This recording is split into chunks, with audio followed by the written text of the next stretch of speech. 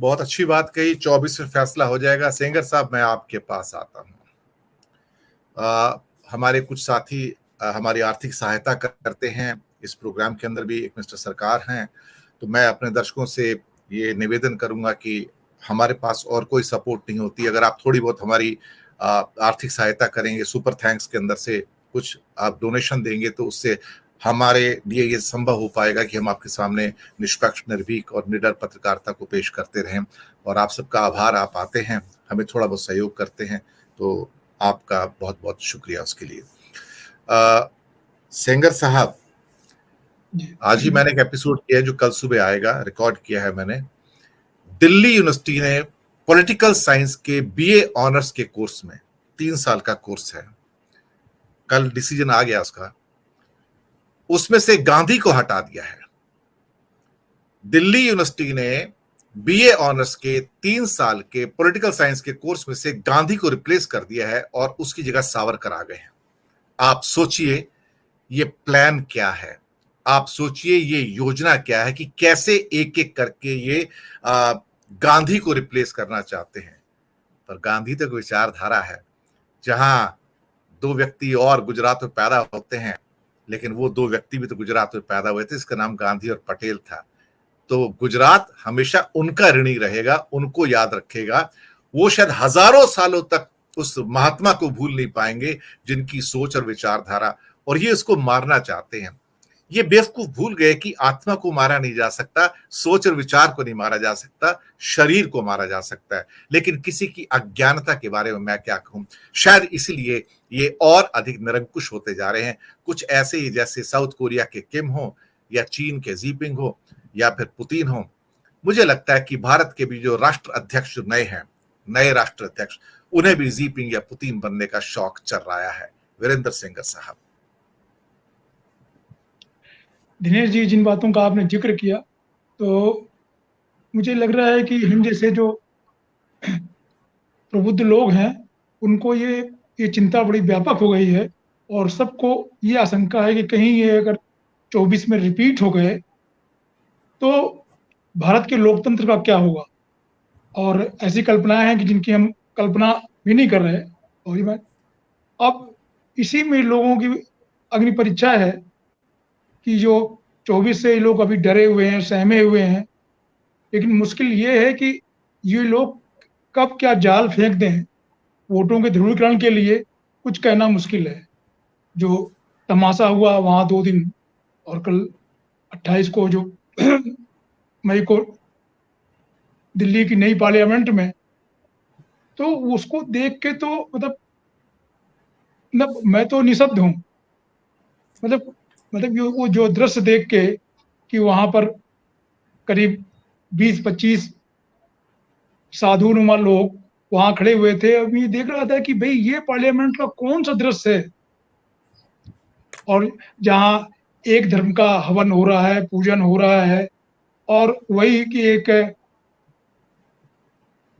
भारत की प्राचीन संस्कृति के नाम पे बिल्कुल राज्याभिषेक हुआ, मोदी जी साष्टांग लेटे हुए थे। तो ये सब दृश्य तो इतिहास में दर्ज होंगे। तो मुझे लग रहा है कि आगे वाली पीढ़ियां हम लोगों से सवाल करेंगी कि आप क्या कर रहे थे। वाकई में जो मीडिया का आजकल हाल है, ये जो वैकल्पिक मीडिया है जिसमें आप जैसे मंच हैं, इनमें हम लोग थोड़ा बहुत बोल लेते हैं, तो उनकी रीच तो कम है और कम की जा रही है।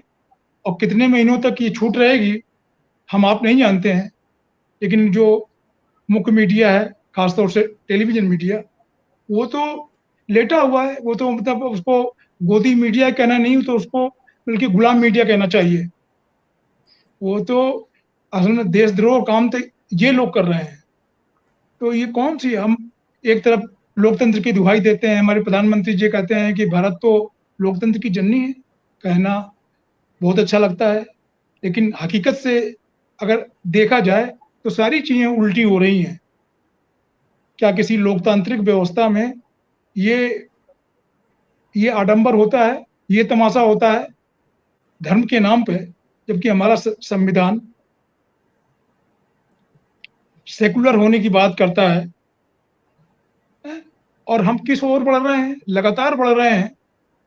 और खुलेआम बढ़ रहे हैं, और केवल ये बढ़ रहे हैं कि साहब नहीं, जो लोग इसका विरोध कर रहे हैं वो देश की परंपरा के विरोधी हैं, ये है वो है। तो काफी मुश्किल हालात हैं और सरकार उस तरफ बढ़ रही है। तो ये सही कही देसाई जी ने जो कहा कि ये सरकार बेचैन है, 24 को लेकर बेचैन है। और जो खासतौर से जो कर्नाटक के परिणाम आए, हमारे मोदी जी की पूरी चुस्ती फुर्ती और वहां पर सारे सारे तीर चलाने के बावजूद जो रिजल्ट रहे, उससे इनकी हैरानी बढ़ेगी। अगले कुछ महीनों में 5 राज्यों में भी चुनाव होने हैं, जिनमें कुछ बड़े राज्य हैं। उनको लेके जो फीडबैक है, शायद संघ, मेरी जानकारी में उस संघ के पास भी है, वो बहुत अच्छा नहीं है। खासतौर से छत्तीसगढ़, मध्य प्रदेश और तेलंगाना को लेके। राजस्थान भी, हाँ, राजस्थान को लेके अभी कुछ आशंकाएं रही हैं, लेकिन वहां पर कर्नाटक से सबक लेकर कांग्रेस नेतृत्व ने काफी चुस्ती दिखाई है। आज ही वहां पर जो 2 बड़े लड़ाकू नेता हैं उनको बुलाया गया है, सुलह की बात हो रही है। मेरी जानकारी है कि जो सचिन पायलट साहब हैं, तो कर्नाटक के परिणाम देख के वो भी, उनका जो कड़क रवैया है ढुलमुल हो गया है। अब उन्होंने भी संदेशे भेजे हैं कि भाई उनकी फेस सेविंग तो कर दो। तो मुझे लग रहा है कि कांग्रेस शायद उससे भी उबर आए, वरना वो सचिन पायलट को ऐसी नहीं छोड़ेगी मनमानी करने के लिए कि जब चाहें आप सरकार के खिलाफ धरने पर बैठ जाएं और मैसेजिंग करें। तो मुझे लग रहा है कि, और इसी बीच जैसे ये तमाशा हुआ इतना बड़ा, हम तो इसको कहेंगे कि ये एक सियासी स्वांग हुआ।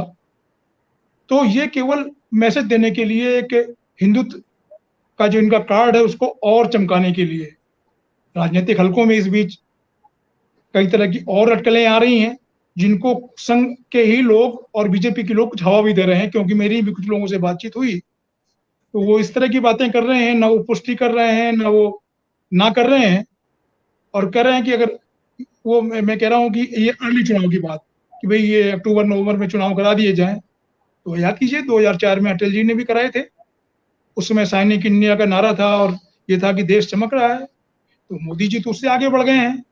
इस तरह की सीमा बांधी जा रही है मानो देश 1947 में नहीं, 2014 में स्वतंत्र हुआ और सारा विकास मोदी जी के कर कमलों से ही हुआ हो। तो इस तरह की बातें हैं।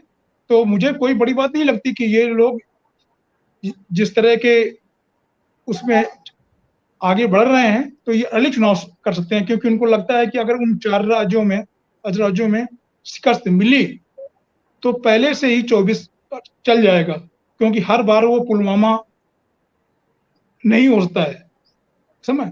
और पुलवामा को लेकर जिस तरह की वहां के तत्कालीन राज्यपाल मलिक साहब लगातार बातें कर रहे हैं और खुलासे कर रहे हैं, उससे भी एक मैसेज जा रहा है। इनकी मुश्किल ये है कि इनकी ईडी सीबीआई वहां काम नहीं करते। मलिक साहब पुराने समाजवादी फक्कड़ हैं, हम लोगों के दोस्त रहे हैं। पता नहीं कैसे वो आइसोलेशन में चले गए थे, बीजेपी में कई साल रहे, वहां पार्टी के राष्ट्रीय उपाध्यक्ष भी रहे हैं। और जब से वो वहां पर कश्मीर में धारा 370 खत्म हुई, ये सब कुछ हुआ, तो वो कुछ न कुछ खुलासे कुछ न कुछ कर रहे थे। अब तो उन्होंने सब कुछ कह दिया कि प्रधानमंत्री ने उनको रोका था आगे कुछ बात करने से। अब तो वो फ्री मैन है, बहुत बातें कर रहे हैं। तो इन सब से ये लोग डरे हुए हैं बहुत। इसीलिए आप ये जो देख रहे हो कि पुरानी चीजें, सेंगोल के नाम पे कहाँ से सेंगोल खोज लाए, और वो पुराने जो राजशाही के प्रतीक हैं उनको लाद रहे हैं। और कांग्रेस को ये बदनाम कर रहे हैं कि वो नेहरू जी को ये दिया गया था, नेहरू जी को ये प्रतीक दिया गया था, जबकि कहीं उनके कोई दस्तावेज नहीं है। फर्जी चीजें गढ़ने में तो ये लोग माहिर हैं। जब ये इंटरनेट ना और ये मोबाइल नहीं था, तब इन्होंने पूरे देश में गणेश जी को दूध पिला दिया था, गणेश मूर्तियों को। तो याद कीजिए। तो मुझे लग रहा है कि जी, भले वो चीजें कन्फर्म नहीं होती, लेकिन देश को मुझे लग रहा है कि अर्ली चुनाव के लिए भी तैयार होना चाहिए। क्योंकि जिस तरह से गोलबंदी हो रही है विपक्ष की, आप देखिए 28 तारीख को इनका बड़ा टेस्ट हुआ कि 20 दलों ने बहिष्कार किया। उसके एक दिन पहले नीति आयोग ने बैठक बुलाई थी प्रधानमंत्री की अध्यक्षता में, 11 मुख्यमंत्रियों ने एक तरह से बहिष्कार किया। हालांकि कुछ के बहाने अलग अलग थे, लेकिन सब प्रेक्षक यही मान रहे हैं कि इसके तार उसी एकता से जुड़े हुए हैं। अब वो खुलेआम सरकार से रार लेने को तैयार है। तो मुझे लग रहा है कि अब इनके पास जितने तीर हैं वो सब एक साथ चलाने को तैयार हैं।